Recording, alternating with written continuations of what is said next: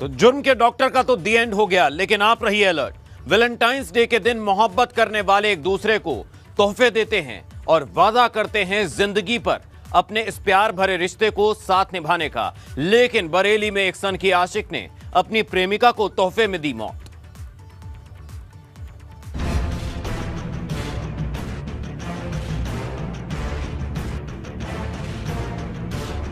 चौदह फरवरी को जब पूरी दुनिया में प्रेमी प्रेमिका एक दूसरे से प्यार का इजहार कर रहे थे, एक दूसरे के साथ जीने मरने की कस्में खा रहे थे, तो वहीं बरेली में एक प्रेमी अपनी प्रेमिका के कत्ल की वारदात को अंजाम दे रहा था।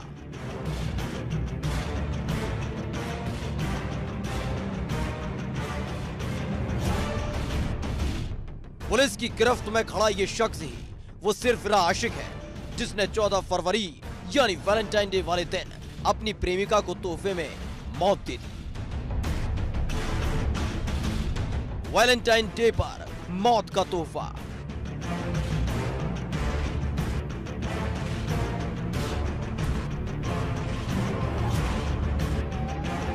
सन की आशिकी, खौफनाक करतूत।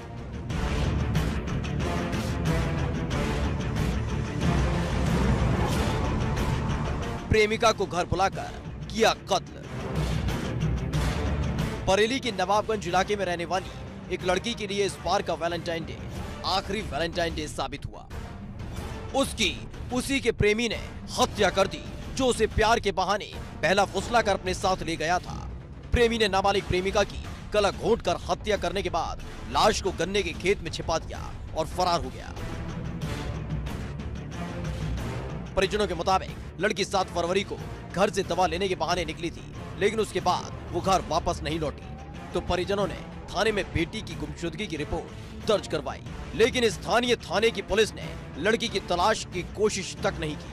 परिवार के लोग लगातार पुलिस पर लड़की को तलाशने का दबाव बना रहे थे, जबकि मामले की जांच करने वाले दरोगा पर आरोप है कि वो परिजनों को थाने से कार्रवाई की बात कहकर डरका देता था।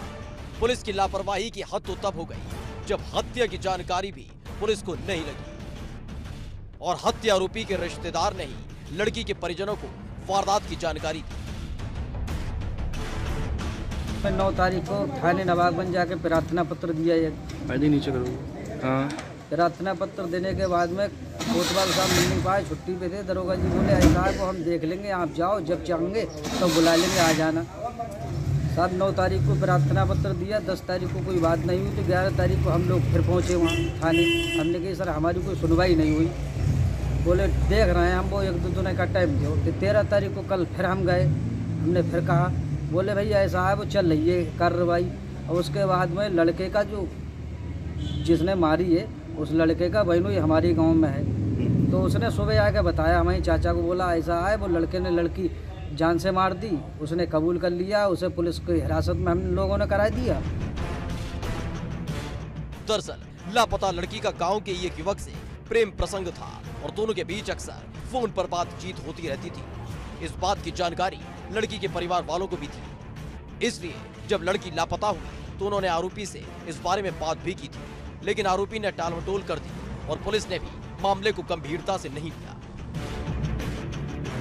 ये दवाई लेने गई थी, उसके बाद दवाई लेने के बाद मेरी मौसी भी साथ में गई थी। वो तो चली आई, बोली वो अपनी मम्मी से बोली मम्मी मैं दवाई लेके आ जाऊंगी। उसके बाद उस वहीं से उसके बाद वो आई नहीं दोबारा। फिर हम लोगों ने मतलब फ़ोन वगैरह चेक किया था, कॉल डिटेल चेक करवाई थी, तो विकास नाम का लड़का था, उसका नंबर निकला था उसमें। लड़की की लाश बरामद होने के बाद जब पुलिस ने आरोपी विकास को गिरफ्तार किया तो कत्ल की वजह भी सामने आई। दरअसल लड़की पिछले कई दिनों से विकास के पास ही थी और वो वारदात वाले दिन अपने घर जाने के लिए निकलने वाली थी। इसी दरमियान लड़की के फोन पर किसी की कॉल आई। जब विकास ने अपनी प्रेमिका से कॉल के बारे में पूछा तो वो सही जवाब नहीं दे पाई, जिससे गुस्सा इस सर की प्रेमी ने अपनी प्रेमिका की गला घोंटकर हत्या कर दी।